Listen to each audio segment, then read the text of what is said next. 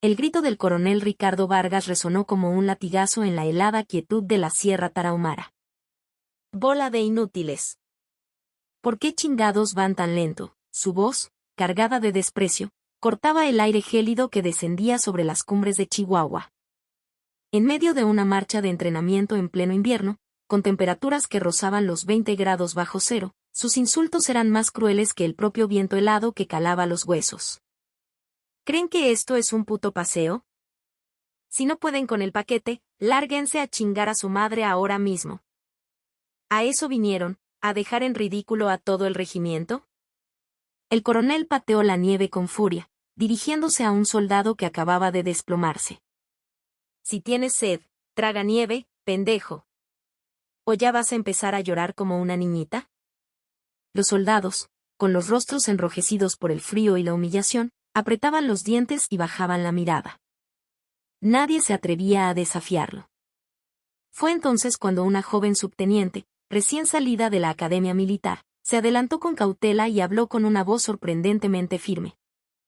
Mi coronel, los soldados son personas. No son equipo desechable. ¿Qué dijiste? El rostro de Vargas se contrajo en una mueca de furia. ¿Te estás oyendo, pinche vieja? ¿Quieres que te parta tu madre aquí mismo? La cara del coronel se desfiguró por la ira. Estas pendejas que solo aprenden de los libros en el heroico colegio militar. ¿Quién te crees para meterte en mis asuntos, escuincla? Un comandante es responsable de la seguridad de sus hombres, mi coronel. Cállate la puta boca. Aquí mis órdenes son el único reglamento que importa, gritó Vargas, y en un arrebato de violencia, la agarró por el cuello de la chamarra. La humillación pública a la que fue sometida esa joven oficial, y el increíble giro de los acontecimientos que se desataría a continuación, está a punto de cambiar por completo todo lo que ustedes creen saber sobre la justicia y el valor. Cuando terminen de escuchar esta historia, su concepto de lo que significa ser un verdadero líder jamás volverá a ser el mismo. En lo más profundo de la sierra de Chihuahua, una noche de invierno, el viento aullaba como un lobo herido mientras azotaba los picos rocosos. En ese escenario implacable, donde el termómetro se desplomaba por debajo de los 20 grados bajo cero, la 7ª División de Infantería, conocida como los Escorpiones del Desierto, daba inicio a su marcha de 100 kilómetros en condiciones extremas. En la explanada del campo militar, los soldados se formaron para la ceremonia de juramento. A través de esta marcha, forjaremos un espíritu inquebrantable. Sus voces resonaron con fuerza en la oscuridad, un grito colectivo contra el frío y la incertidumbre. Terminada la ceremonia, cada soldado se echó al hombro una mochila de más de 30 kilos y, uno a uno, se adentraron en las sombras del bosque de pinos. A mitad de la columna, una mujer subteniente, con el casco calado hasta las cejas, caminaba en silencio entre la tropa. La placa en su uniforme apenas revelaba un nombre, y Luna. Nadie, absolutamente nadie, sabía que esa oficial de apariencia novata era en realidad la nueva comandante de la división, la general de división Sofía Ríos. Adelante, junto al vehículo de mando, el coronel Ricardo Vargas estaba recargado con aire arrogante sobre el capó de un Humvee. Observaba pasar a los soldados con una mirada de desdén. ¿Qué es esta lentitud, cabrones?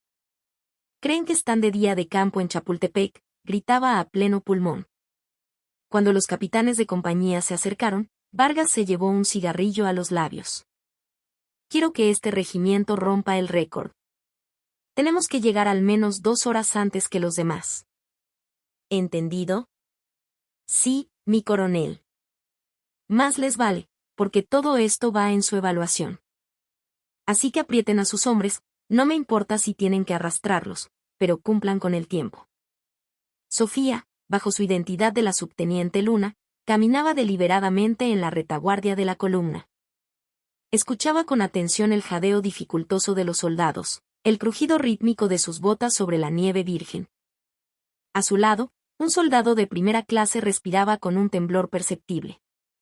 Su nombre era Javier Cruz, un joven de rostro aniñado que apenas había salido del adiestramiento básico. La mirada de Sofía se desvió hacia sus pies, y en ese instante, sus ojos se endurecieron como el hielo. La suela de la bota de Cruz estaba partida, y a través de la grieta, una mancha de sangre se filtraba, tiñendo de carmesí la nieve inmaculada a cada paso. La imagen la golpeó como un puñetazo. Años atrás, durante un entrenamiento similar bajo su mando, un joven soldado había muerto de hipotermia. El recuerdo de su rostro pálido y sin vida la perseguía. Desde entonces, cada año, recibía una carta de la familia del muchacho. La última frase de cada carta era siempre la misma, una daga que se clavaba en lo más profundo de su alma. Si tan solo una persona lo hubiera defendido, mi hijo todavía estaría aquí. Unos días antes de la marcha, en una cantina a las afueras de la base, el sargento primero Miguel Torres había visto algo que no debía. Por la rendija de la puerta trasera, observó una reunión secreta. Adentro, el coronel Vargas brindaba con el general de brigada Mateo Herrera, jefe de Estado Mayor de la zona militar, y con Sergio Montoya, un conocido proveedor del ejército. Si me ayudan a ajustar un poco los precios del rancho, les aseguro que podemos reciclar unas cuantas botas del inventario viejo, escuchó decir a Montoya. ¿Y qué hacemos con el dinero que sobre?, preguntó el general Herrera con una sonrisa cómplice. Pues lo repartimos entre amigos, ¿no cree, mi general? Las risas resonaron en el pequeño cuarto. Era una conversación que sonaba a broma, pero para el sargento Torres, cada palabra fue como una cuchillada. Estaban hablando de la comida y el calzado de sus soldados. Desde esa noche, la conciencia no lo había dejado en paz. Sofía seguía caminando detrás del soldado Cruz, sumida en sus pensamientos. Recordó las palabras de su padre, Jorge Ríos, un sargento retirado que siempre le decía: hija, en el ejército, lo más importante es que cada soldado regrese vivo a casa. Cada vez que una ráfaga de viento helado la golpeaba, Sofía tocaba discretamente el interior de su chamarra. Allí, junto a sus insignias de general, guardaba doblada la última carta de la familia de aquel soldado fallecido. Esta vez, se juró a sí misma, no permitiría que la historia se repitiera. De nuevo, la voz de Vargas rompió el silencio. Aceleren el paso. A este ritmo vamos a llegar para la Navidad. El puño de Sofía se cerró con fuerza dentro de su guante. Pero aún no era el momento. Siguió observando los pasos de Javier Cruz, sin perder de vista ni una sola de las gotas de sangre que manchaban la nieve, como un terrible presagio de lo que estaba por venir. Conforme la marcha avanzaba, la respiración de los soldados se volvía cada vez más pesada y dificultosa. El vapor blanco de su aliento se condensaba sobre los cuellos de sus chamarras, formando una fina capa de escarcha. Después de 2 horas de caminata ininterrumpida, sus rostros estaban amoratados por el esfuerzo y el frío extremo. Descanso, la orden del coronel Vargas resonó en el valle. Los soldados se dejaron caer sobre la nieve, exhaustos, desplomándose donde estaban. Se quitaron las pesadas mochilas que sentían que les dislocaban los hombros y jadearon, tratando de recuperar el aliento. Javier Cruz se acurrucó, sintiendo un dolor agudo y punzante en sus pies, que ardían dentro de las botas rotas. Un camión de suministros se detuvo a un lado del camino. Los soldados lo miraron con esperanza, anhelando al menos un caldo caliente que les devolviera el calor al cuerpo. Pero del camión solo bajaron cajas con tamales envueltos en plástico, fríos como piedras. Rápido, rápido, tomen uno y muévanse, no hay tiempo, gritó el sargento Miguel Torres, lanzando los paquetes a los soldados. Cuando Javier Cruz abrió el plástico, un olor agrio y penetrante le golpeó la nariz. A su alrededor, otros soldados hacían muecas de asco. «¡Puaj! Esto está echado a perder», murmuró uno de ellos, examinando el tamal con desconfianza. Pero no había otra opción. Para sobrevivir, tenían que comer. Tapándose la nariz, comenzaron a engullir a la fuerza la masa fría y avinagrada. Sofía, todavía bajo la apariencia de la subteniente Luna, estaba sentada entre ellos. Recibió el mismo tamal y, tras darle un mordisco, su rostro se endureció. El olor a fermentado era inconfundible. Javier Cruz, atormentado por la sed, sacudió su cantimplora, pero no salió ni una gota. El agua en el interior se había congelado por completo. Sacudió el recipiente con desesperación. Justo cuando Sofía se disponía a acercarse a él, la voz de Vargas retumbó de nuevo. «¡Ey, tú, Cruz! El coronel se acercó a grandes zancadas y se detuvo frente al joven soldado. ¿Estás lloriqueando porque tienes sed? Pues ve y bebe del arroyo, marica. Mi coronel, no es eso, es que... ¿Es que qué? Un soldado no puede aguantar un poco de sed. Vargas lo miró con una sonrisa burlona. Los demás soldados observaban la escena en un silencio tenso, conteniendo la respiración. El rostro de Javier Cruz se puso pálido como la nieve.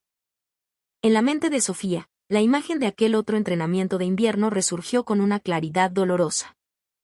El rostro de un joven de 19 años, el soldado Ramírez, muerto por hipotermia, se superpuso al de Cruz. Las cartas de su madre volvieron a resonar en su cabeza. Si tan solo una persona lo hubiera defendido. Esa frase era una espina clavada en su corazón. Apretó con fuerza sus manos enguantadas. Mi coronel, la cantimplora está congelada, intentó explicar Cruz con voz temblorosa. Vargas lo interrumpió con un gesto de desdén. Déjate de pretextos. Si tanta sed tienes, derrite nieve. Y con una patada, lanzó un montón de nieve a la cara del soldado. Los copos fríos le golpearon el rostro. Todas las miradas se clavaron en él. El sargento Torres, mientras tanto, miraba el tamal agrio que tenía en la mano y recordó la noche en la cantina. El recibo de tarjeta de crédito que encontró en el suelo, justo debajo de la puerta trasera, volvió a su mente. En él se leía claramente el nombre del proveedor, Sergio Montoya. Si me ayudan a ajustar un poco los precios del rancho, la voz de Montoya resonó en sus oídos. De repente, la mano del sargento comenzó a temblar. Se dio cuenta de que había sabido la verdad y había elegido ignorarla. Esos días de silencio pesaban ahora sobre él como las huellas imborrables en la nieve. Sofía se tocó el pecho, bajo la chamarra. Allí estaban sus insignias de general y la última carta de la madre del soldado Ramírez. Un impulso feroz de reducir a Vargas en ese mismo instante la recorrió, pero se contuvo. Aún no tenía pruebas suficientes. Se acabó el descanso de 10 minutos. Al levantarse, gritó Vargas, haciendo sonar un silbato. Los soldados se pusieron de pie con dificultad, cargando de nuevo sus pesadas mochilas. Javier Cruz, con la garganta seca, no se atrevió a decir una palabra más. Sofía caminó detrás de él, observando sus botas. La sangre que se filtraba por la suela era cada vez más abundante, dejando un rastro de puntos rojos en la nieve, un terrible augurio. El sargento Torres también reanudó la marcha, pero ahora su mente trabajaba a toda velocidad. Esto no era un simple descuido. Los tamales podridos, las cantimploras congeladas, la conversación que escuchó en la cantina. Todo estaba conectado. Acababa de darse cuenta de la terrible verdad. En el cielo nocturno, las estrellas brillaban con una luz fría e indiferente. Pero en el corazón de Sofía, una ansiedad aún más fría comenzaba a crecer. Tenía el presentimiento de que, antes de que esta marcha terminara, algo terrible iba a suceder. Cuando la marcha superó la mitad del recorrido, el paso de Javier Cruz se volvió visiblemente errático y torpe.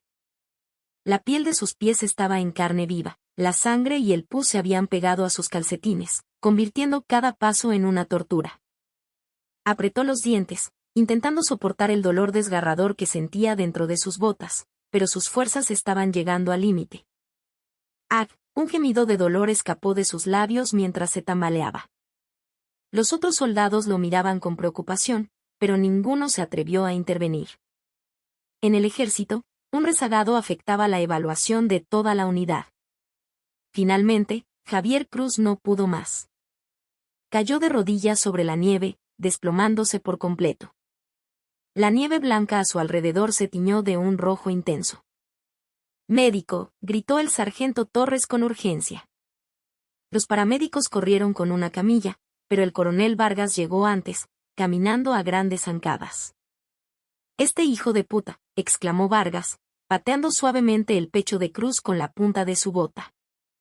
«¿No aguantas, pendejo? Pues lárgate a tu casa. ¿Vienes aquí a avergonzar al regimiento?». Los soldados a su alrededor bajaron la cabeza, apretando los puños con una rabia impotente. La indignación los consumía, pero enfrentarse a un coronel en el rígido sistema jerárquico del ejército era un suicidio profesional. Javier Cruz se acurrucó, con el rostro contraído por el dolor. Vargas, aún más enfurecido, lo pateó en el hombro. «Levántate. Levántate y camina ahora mismo». En ese momento, la subteniente Luna, que había estado observando en silencio desde un costado, dio un paso al frente. Era Sofía. «Mi coronel», su voz era tranquila pero cargada de una firmeza inquebrantable. Obligar a un soldado herido a beber agua de un arroyo es una conducta inaceptable para un oficial al mando. El área se sumió en un silencio sepulcral. Todos los soldados contuvieron la respiración, observando la escena con incredulidad. Un soldado es una persona. No es una pieza de equipo reemplazable, añadió Sofía, su mirada fija en el coronel. El rostro de Vargas se descompuso.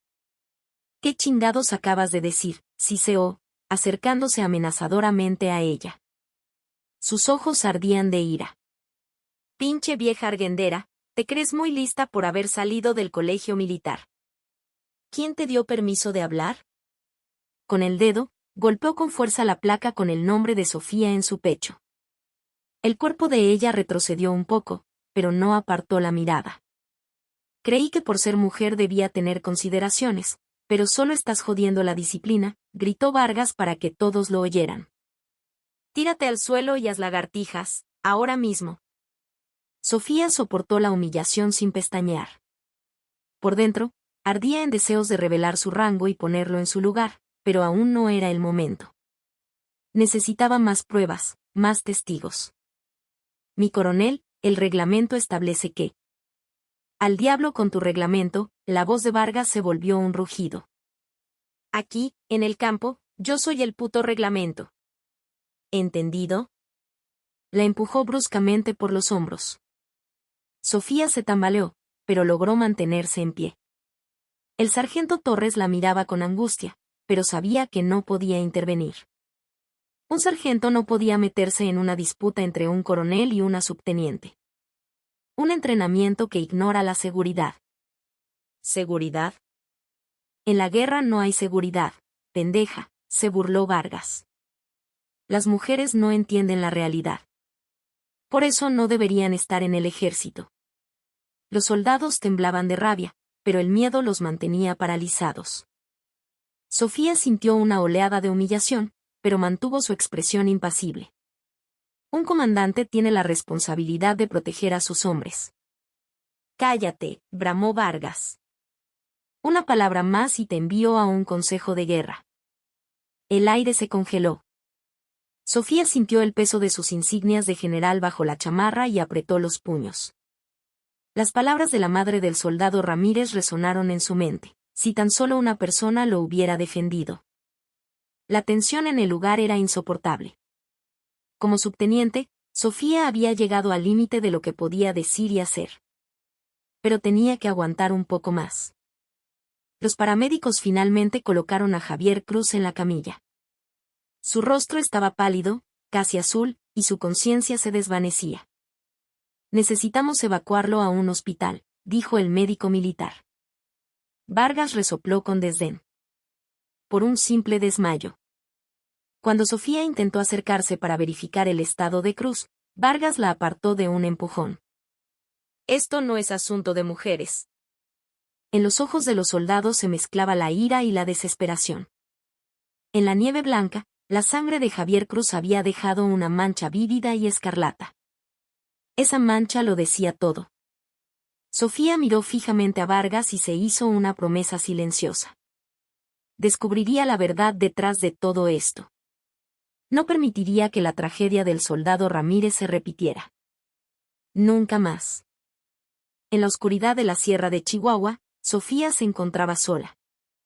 Atrapada entre las miradas resentidas de los soldados y las amenazas del coronel, estaba completamente aislada. Pero no podía rendirse. La verdad tenía que salir a la luz.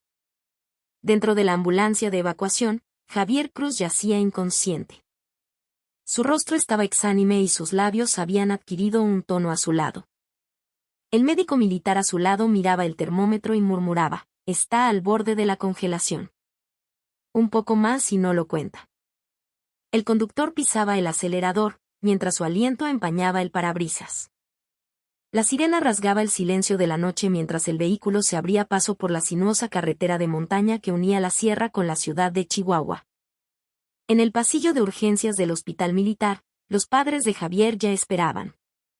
Su padre, Pedro Cruz, un taxista de 52 años, y su madre, Leticia, de 50, que trabajaba en una tienda de conveniencia, estaban sentados en las incómodas sillas de plástico. Sostenían vasos de café con manos temblorosas. Cuando el médico salió a informarles, Pedro se levantó de un salto antes de que terminara de hablar. ¿Qué le hicieron a mi hijo para dejarlo así? Su voz temblaba de ira y miedo. Después de 20 años al volante, había visto de todo, pero nunca se había enfrentado a algo así. Pero qué clase de entrenamiento inhumano, la voz se le quebró. Leticia tomó el brazo de su esposo, pero ella tampoco podía contener las lágrimas. La simple vista de un uniforme militar le provocaba una opresión en el pecho. Desde que su hijo se alistó, había vivido con un nudo en el estómago, pero jamás imaginó que sus peores temores se harían realidad. A cierta distancia, un hombre mayor observaba la escena. Era Jorge Ríos, sargento retirado de 70 años, que estaba en el hospital para una consulta. Sabía que su hija Sofía era la comandante de esa división, pero no podía decirlo. Finalmente, se acercó a los padres de Javier con la cabeza gacha. Lo siento mucho, dijo con voz grave. El ejército no supo cuidar de nuestros muchachos. Pedro lo miró, sorprendido. ¿Y usted quién es? Fui sargento. Entiendo perfectamente cómo se sienten. Los ojos de Jorge se humedecieron. En ese momento, no era el padre de una general, era simplemente el padre de un soldado, compartiendo el dolor de otros padres.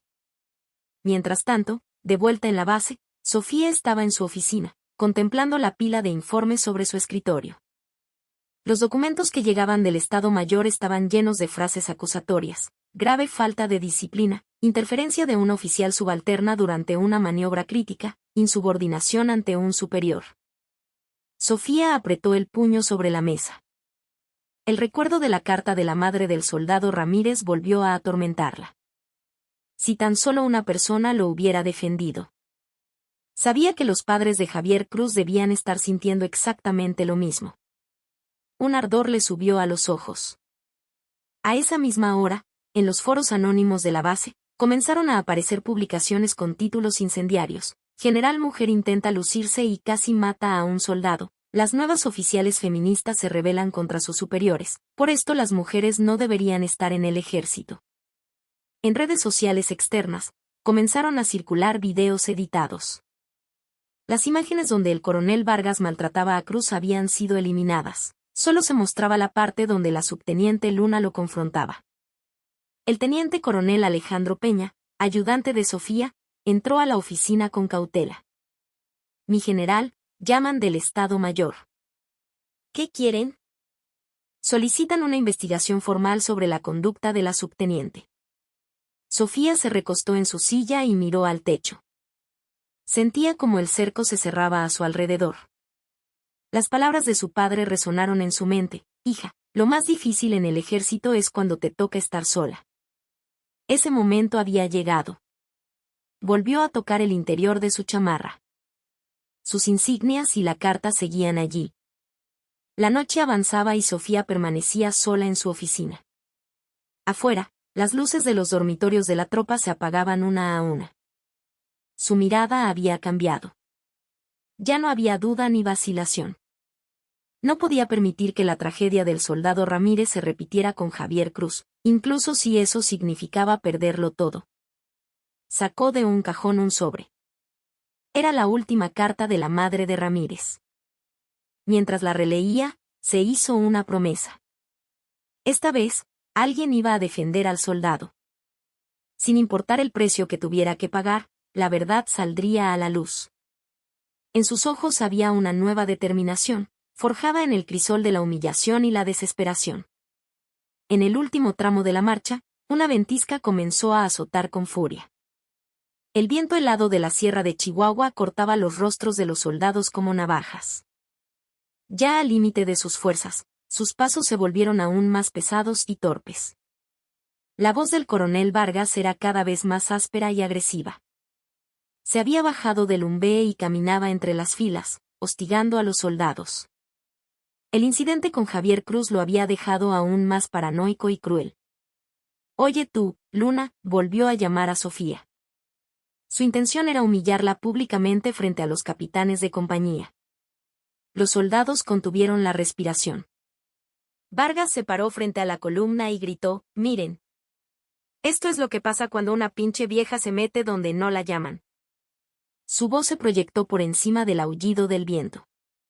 Una sola feminista quejándose de los derechos humanos y la capacidad de combate se va a la mierda. Sofía permaneció inmóvil, sin siquiera sacudirse la nieve que se acumulaba en el cuello de su chamarra. En su mente, revivía una y otra vez la noche en que el soldado Ramírez se había desplomado por hipotermia. Recordaba al joven de 19 años tendido en el suelo helado mientras ella gritaba pidiendo ayuda. En aquel entonces, como ahora, todos a su alrededor solo hablaban de la necesidad del entrenamiento. Vargas se exaltó aún más. ¿Cómo carajos vamos a pelear en una guerra si se quiebran por esto? Y entonces, perdió el control. Lanzó la mano para agarrarla por el cuello de la chamarra.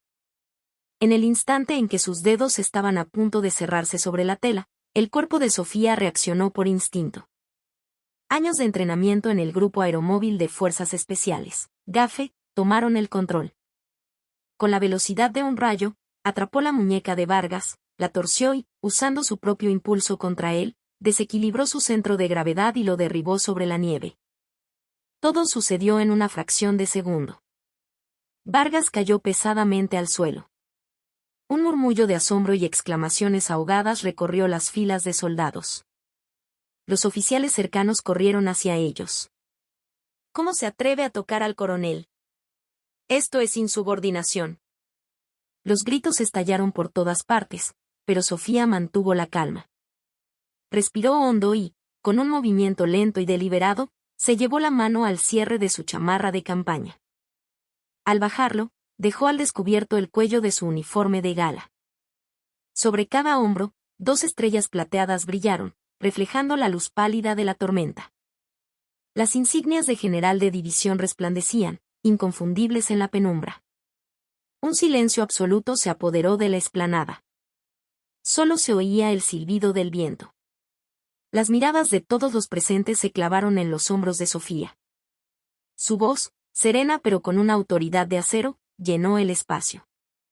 Soy la general de división Sofía Ríos, comandante de la 7ª División de Infantería.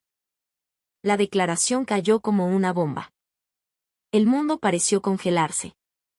En el instante en que se dieron cuenta de que la pinche vieja argüendera a la que acababan de insultar era su comandante de división, el color desapareció del rostro del coronel Vargas. Los ojos de los soldados se abrieron como platos.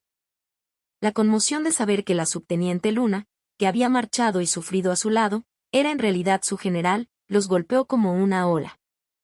Vargas intentó levantarse de la nieve, pero las piernas no le respondían. Sus labios temblaban incontrolablemente. Todas sus acciones de las últimas horas pasaron ante sus ojos como una película de terror. Sofía, con sus insignias al descubierto, lo miró desde arriba. En sus ojos, la frialdad de sus días en las fuerzas especiales había regresado, pero también se veía el dolor por el soldado Ramírez y la determinación de proteger a Javier Cruz. El sargento Torres corrió y se cuadró con un saludo torpe. «Mi general». Uno a uno, los demás oficiales reaccionaron y la saludaron. Pero el aire seguía cargado de una tensión eléctrica. Sofía se subió el cierre de la chamarra. Sabía que esto era solo el comienzo. Al revelar su identidad, había desatado una tormenta mucho mayor. Pero ya no había marcha atrás. La carta de la madre de Ramírez ardía en su corazón, junto con la promesa de que, esta vez, si habría alguien para defender al soldado. Aunque la ventisca arreciaba, su mirada no vaciló.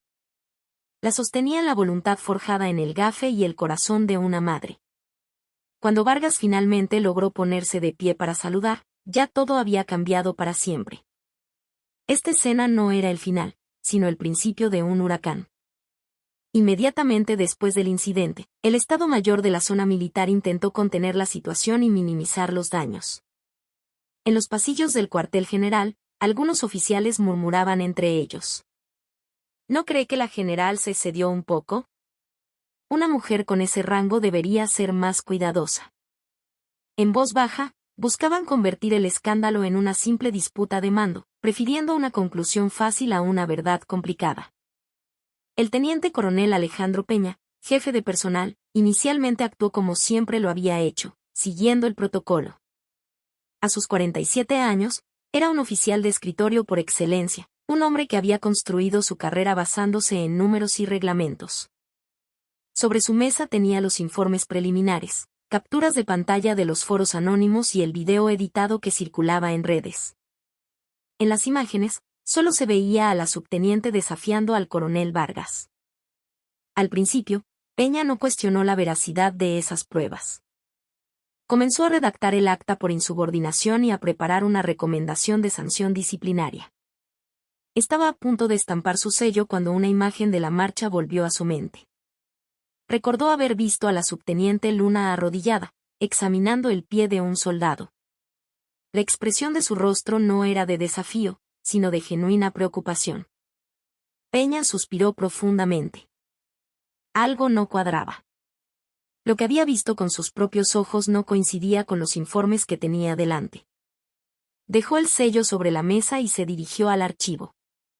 Solicitó a la policía militar todas las grabaciones de las cámaras de seguridad de los vehículos de la marcha. Consiguió los videos de las cámaras corporales de los oficiales y hasta los archivos originales de los celulares de los soldados que habían grabado en secreto. Pasó la noche en vela, revisando el material sin editar. Fotograma a fotograma, comenzó a descubrir la verdad oculta. Vio la escena completa donde el coronel Vargas le ordenaba a Javier Cruz beber agua del arroyo. Vio los rostros de los soldados, tragando su rabia y humillación. Y finalmente, recuperó el audio claro de la voz de Sofía diciendo, como soldados, nuestro primer deber es ver al ser humano, ¿no creí? Su voz temblaba ligeramente, pero su mensaje era inequívoco. Los hombros de Peña, hasta entonces rígidos, comenzaron a relajarse.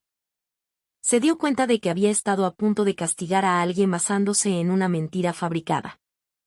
A esa misma hora, en los dormitorios de suboficiales, el sargento Torres no podía dormir. Sacó de su cartera el arrugado recibo de la cantina y lo alisó sobre la mesita de noche. La conversación que escuchó a través de la puerta trasera resonaba en su cabeza. Se sentó en la cama, debatiéndose. Si hablaba, ¿qué pasaría con la colegiatura de sus hijos? Si lo daban de baja, ¿cómo mantendría a su familia? A sus 43 años, las preocupaciones de un padre de familia pesaban más que cualquier otra cosa. Pero la imagen de los pies ensangrentados de Javier Cruz no lo dejaba en paz. Y esa imagen se superponía con la de los padres del joven, llorando en el pasillo del hospital. No pudo soportarlo más. Se puso la chamarra y fue a tocar la puerta de la oficina de investigación. A la mañana siguiente, en el hospital militar, los padres de Javier Cruz declaraban ante un investigador de la policía militar. Leticia, la madre, sacó una libreta donde había anotado cosas durante la noche. Su mano temblaba tanto que la letra era casi ilegible, pero cada palabra estaba escrita con el corazón. Mi hijo me llamaba y me decía, mamá, la comida aquí es horrible, leyó con la voz quebrada por el llanto. Me dijo que la ropa era muy delgada, que no soportaba el frío. No pudo seguir leyendo. Era el testimonio del amor y la preocupación de una madre. A su lado, Jorge Ríos escuchaba en silencio. El sargento retirado de 70 años puso una mano en el hombro de Pedro, el padre de Javier. Esta vez, el ejército los va a escuchar hasta el final, dijo con una voz firme. En ese momento, no hablaba como el padre de la general, sino como un hombre que entendía su dolor. El teniente coronel Peña compiló un nuevo informe. Combinó los videos restaurados, la declaración del sargento Torres y el testimonio de los padres de Cruz. Esta vez, su informe no se centró en los reglamentos, sino en las expresiones de los rostros, en el temblor de las voces. El documento detallaba el acuerdo secreto entre el coronel Vargas, el general Herrera y el proveedor Sergio Montoya. La manipulación de los precios de los alimentos y el suministro de botas de mala calidad, todo quedó expuesto. El testimonio de Torres fue crucial. Si me ayudan a ajustar un poco los precios del rancho, les aseguro que podemos reciclar unas cuantas botas. Las palabras exactas de Montoya quedaron registradas. La verdad sobre aquellos que veían a los soldados como simples números salió a la luz. Peña subió a la oficina de la comandante con el informe terminado. Sofía estaba revisando documentos en su escritorio. Mi general, tengo algo que reportarle. ¿De qué se trata, teniente coronel? Se trata de que, esta vez, quiero tomar una decisión basada en las personas, no en los números. Sofía levantó la vista. En los ojos de Peña había una luz diferente. Era la mirada de un hombre que, después de 47 años viviendo según las reglas, por primera vez había visto el rostro de un ser humano. El verdadero giro de la historia estaba a punto de comenzar. El cartel de corrupción militar, que iba desde Vargas y Herrera hasta Montoya, había sido completamente expuesto. La despreciable verdad de cómo habían lucrado a costa de la seguridad de los soldados estaba a punto de salir a la luz. Pero la contraofensiva de los implicados sería feroz. Había demasiado poder y dinero en juego. Sofía tomó el informe, sabiendo que la batalla más grande apenas comenzaba. Cuando los resultados de la investigación conjunta fueron presentados, se convocó una reunión de emergencia en el cuartel de la división. Todos los oficiales de alto rango estaban presentes. Al principio, el coronel Vargas y el general de brigada Herrera se mostraron desafiantes, agitando documentos. Todo se llevó a cabo según el plan de entrenamiento, declaró Vargas en voz alta. La general intervino de forma emocional y poco profesional, añadió Herrera. Ignoró los procedimientos y actuó por un impulso personal.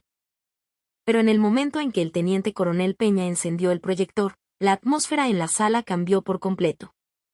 En la pantalla aparecieron las imágenes sin editar de la marcha. Pues ve y bebe del arroyo, marica, la voz burlona de Vargas llenó la sala a través de los altavoces. En el video, se le veía insultando y golpeando el casco de Javier Cruz. Detrás de ellos, la figura de Sofía permanecía cerca del soldado, su rostro lleno de una preocupación evidente. Los rostros de los capitanes de compañía presentes en la sala se endurecieron. La historia que les habían contado no tenía nada que ver con la realidad que estaban viendo. A continuación, un investigador de la policía militar comenzó a leer la declaración del sargento Torres. Los acusados, en complicidad con el proveedor militar. Torres, con la cabeza gacha, repitió con voz temblorosa las palabras que había escuchado esa noche. Dijeron que los soldados eran todos iguales, solo un número. Su voz se detuvo por un momento y luego continuó. Dijeron que era bueno que pasaran un poco de hambre, para que no se quejaran después. Al escuchar esta frase, una ola de vergüenza recorrió los rostros de varios oficiales. No podían creer que los hombres que debían proteger fueran tratados de esa manera. El investigador también reprodujo la grabación de una llamada telefónica con el proveedor. Si reducimos los costos del rancho y reciclamos algunas botas, las ganancias serán considerables, se escuchó la voz de Sergio Montoya. Y por supuesto, las repartimos entre nosotros, respondió la voz de Herrera, seguida de una risa. La sala quedó en un silencio sepulcral. Días después, la corte marcial emitió su veredicto final. El coronel Ricardo Vargas fue declarado culpable de abuso de autoridad, trato cruel y degradante, e insubordinación. Fue sentenciado a la destitución y degradación, perdiendo todos sus derechos y su rango militar. El general de brigada Mateo Herrera recibió un castigo aún más severo. Las pruebas de que había encubierto el fraude y recibido sobornos eran irrefutables. Fue relevado de su cargo y puesto bajo arresto para enfrentar una investigación criminal. A Sergio Montoya, el proveedor, se le cancelaron todos los contratos con el ejército y fue entregado a la justicia civil para ser procesado por fraude y soborno, enfrentando una larga condena de prisión. El día del veredicto, en la sala del tribunal, Estaban sentados los padres de Javier Cruz, el sargento Torres y el teniente coronel Peña. Pedro Cruz sostenía con fuerza la mano de su esposa Leticia. Nadie aplaudió cuando el juez leyó las sentencias, pero en los rostros de todos se dibujó una expresión de alivio, como si un peso enorme les hubiera sido quitado de encima. Al salir del tribunal, Sofía se acercó a los padres de Javier. De verdad, lo siento mucho, dijo, inclinando la cabeza profundamente. Nos da tranquilidad saber que al final se hizo justicia, respondió Pedro con la voz temblorosa. Saber que el sufrimiento de nuestro hijo no fue en vano. Leticia, secándose las lágrimas, asintió. Gracias, mi general. De verdad, gracias. El sargento Torres se acercó a Sofía y le dedicó un saludo militar. Gracias por su valentía, mi general. El valiente fue usted, sargento. Gracias por decir la verdad. La respuesta de Sofía fue cálida y sincera. El teniente coronel Peña se unió a ellos. He aprendido mucho con este caso. De ahora en adelante, veré primero a las personas, y después los números. Mientras salía del juzgado, Sofía miró al cielo. Recordó la carta de la madre del soldado Ramírez. Si tan solo una persona lo hubiera defendido. Finalmente, sentía que había cumplido esa promesa. Aunque tarde, había logrado proteger a Javier Cruz. Pero sabía que el trabajo no había terminado. El verdadero desafío era cambiar el sistema para que algo así no volviera a suceder. Con una nueva determinación, Sofía regresó a su base. Este caso había demostrado que la justicia, aunque a veces tarda, siempre llega. Y que el valor de una sola persona puede salvar a muchas otras.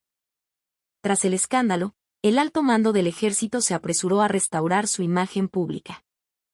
El Estado Mayor de la Defensa Nacional le ofreció a Sofía un puesto de alto perfil en la Ciudad de México, como jefa de personal. Los medios de comunicación comenzaron a llamarla la General de Hierro, construyendo una imagen heroica a su alrededor. Sin embargo, Sofía declinó la oferta cortésmente.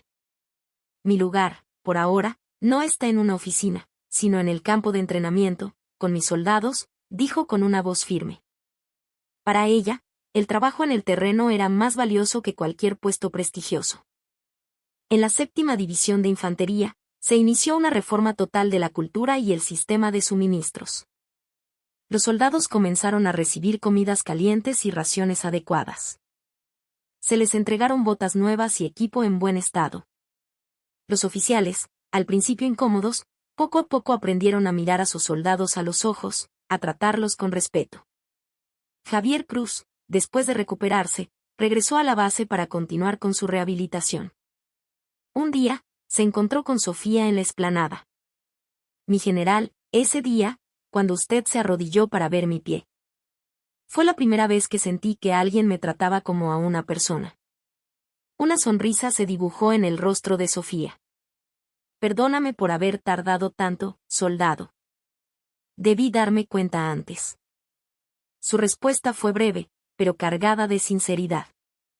Entre ellos, más allá de los rangos, había nacido un profundo respeto.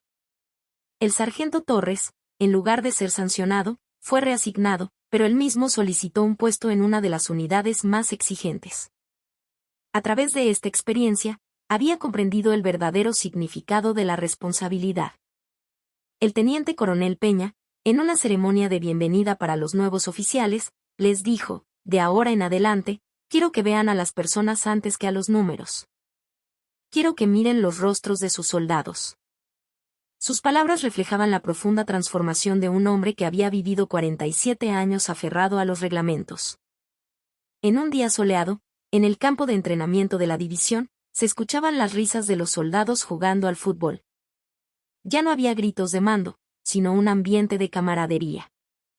Sofía los observaba desde la distancia. En su mano, todavía guardaba la carta de la madre del soldado Ramírez, pero junto a ella, ahora había una nueva nota, escrita por los padres de Javier Cruz.